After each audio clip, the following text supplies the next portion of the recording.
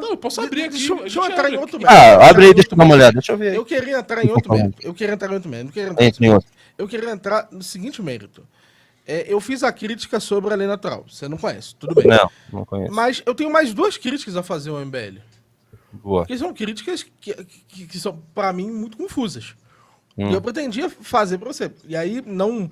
Já resolvido essa questão, fica até mais tranquilo, uma futura conversa. Certo. Outra pergunta que eu tenho a fazer para o MBL. O MBL não firmou, não estabeleceu, não concretizou uma raiz de princípios. Hoje, o MBL sofre com a noção da criação do tal livro amarelo.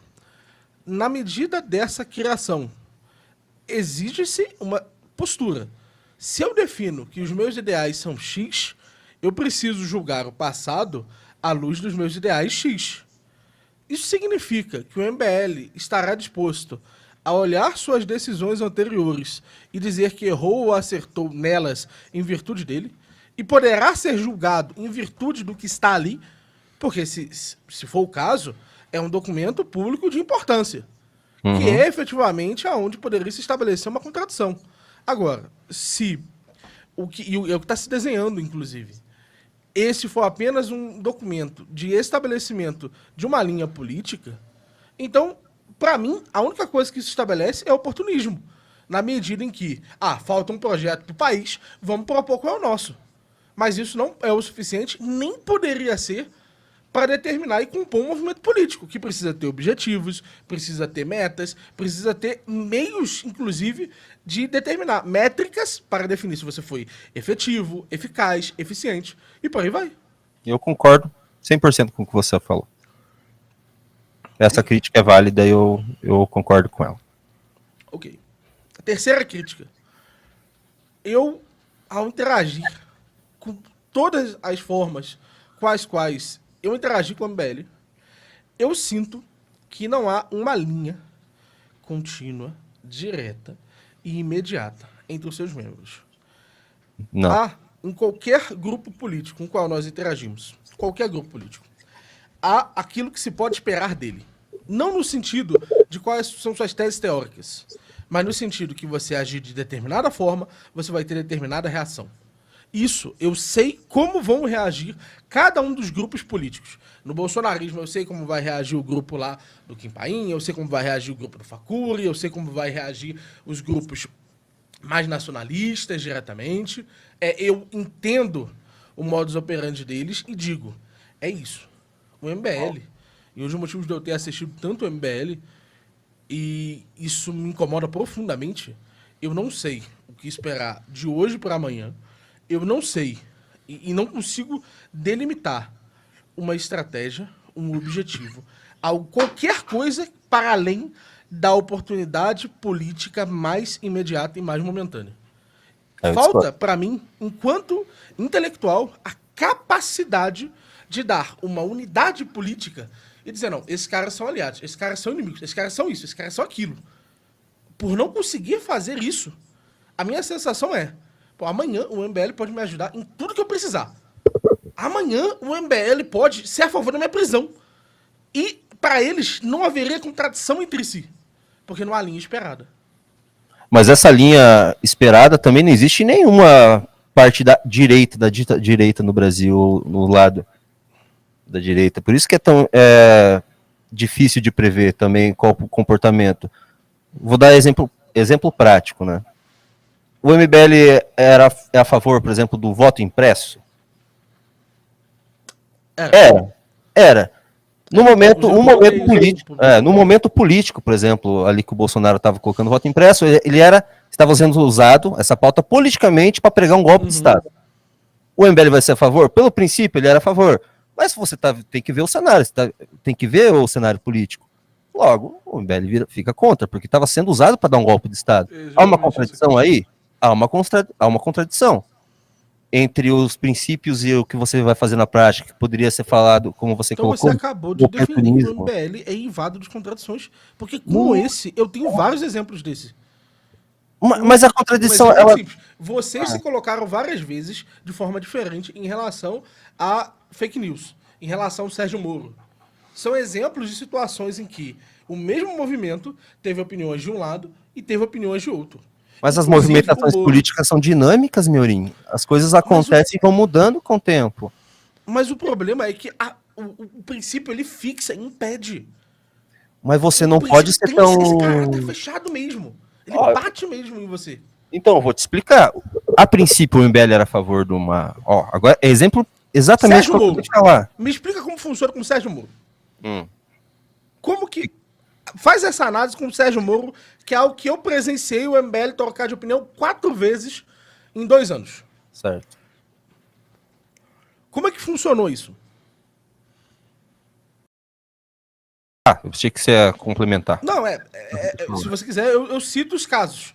O Você Moro pode foi citar. visto como um aliado importante por ocasião... aliás, primeiro o Moro foi atacado. A primeira coisa que aconteceu foi um ataque direto ao Moro. Por quê? Porque o Moro se manteve aliado do Bolsonaro durante muito tempo. Ele foi considerado uma figura hipócrita pelo Renan. Inclusive, eu consigo achar um corte aqui do Renan falando isso. Nem que precisa, ele confirmo. estava destruindo a biografia dele para tal. Aí, aconteceu o lance do Hamassen, lá, do Ramon lá, que deu problema na PF. Qual foi a reação imediata? Moro, venha para cá, venha para o nosso lado, venha participar conosco. Aí, mais recentemente, eleição. O Moro vai... Inclusive, esse apoio foi tão grande a ponto de chamar Moro para presidente. Aí rolou. Apoio do Moro ao Bolsonaro. Moro é um lixo, Moro é um merda, Moro é um traidor. Recentemente, Moro no Congresso do MBL. Foram 4 vezes, 4 opiniões diferentes sobre a mesma figura, com afirmações sobre o caráter dele. Isso eu consigo citar aos montes. Inclusive, eu tinha me voluntariado a fazer um debate lá no Space sobre porque eu acredito que o MBL ele causa mais caos do que bem na dinâmica política. E que o MBL precisa de uma reforma radical e uma direção imediata, sob pena de fazer, no frigir dos ovos, um caos que leve à polarização política e, efetivamente, ao aumento do autoritarismo no país. Isso era a tese que eu ia defender. Nossa, mas daí você pulou demais pra responder no Moro. Respondendo porque o Moro. Eu dei um exemplo, o Moro é só um exemplo de um caso que eu posso citar com várias coisas, porque eu lembro de várias coisas. Eu lembro, por exemplo, da live em que o Renan disse na sua frente: eu, a partir de hoje, sou um negacionista. Lembra disso? Ele falou. E ele tinha até ali apoiado. Só que deu uma virada 2, 3 meses depois. 2, 3 meses depois, aconteceu a parada lá do Delta, lá da vacina, e vocês voltaram a ter a mesma posição sobre a posição da vacina. Que vocês tinham abandonado na live 2, 3 meses antes. Então, eu que tô acompanhando essas coisas, eu vejo, e isso me deixa... E aí? O que eu faço? Então eu vou te explicar o que você faz. Sobre o Moro, cara, eu não vejo nenhuma contradição. Ele tem uma posição que nós apoiávamos, a gente tá com ele. Depois ele muda. Depois, por exemplo, você falou que ele começou a apoiar o Bolsonaro. A gente não acredita no Bolsonaro, a gente não acredita no bolsonarismo. Criticamos. Inclusive o Renan usa muito fígado, né? Ele é muito emocionado. E xinga, e pá, traidor. Depois eles voltam a conversar. É assim que funciona na política, Miorim. As pessoas conversam, as pessoas sentam para conversar. Isso aconteceu com o Moro. O Moro sentou, ele sentado, não, ok, tentar colocar as coisas de lado e vamos tentar caminhar daqui para frente. Então, participou do Congresso também, participou do Congresso do MBL, e nesse caso não tem nada a ver, porque o que ele foi falar no Congresso foi sobre a Lava Jato, porque se vocês não lembram, uns 2 meses antes do Congresso, foi quando eles decidiram chamar o Moro, eles decidiram chamar o Temer, eles estavam tentando meio que reescrever o caminho ali do impeachment, né? Tentando falar que aquilo era um golpe. Teve a ideia do Renan, por que não chama o Moro? Eu assisti tudo. Você acompanha mais do que eu, inclusive, com certeza. Se você vê tudo do clube, você conhece mais do que eu, do que é escrito lá. Eu li todos os dossiês. Inclusive, eu só não fiz crítica pública dos dossiês porque tá escrito lá. Outra coisa que me deixa incomodado. Tá escrito lá, não reproduzir sob forma alguma esse dossiê que tá aqui. Senão, eu já tinha respondido muitas coisas. Tem muitas teses ali Inclusive tem um especial que me incomoda, que eu queria fazer uma resposta pública disso, mas infelizmente eu não posso. Ah, pede permissão pro Renan. Você vai estar aqui? Pô, você vai estar aqui, fala com ele. Eu não acho que ele vai achar ruim isso, não.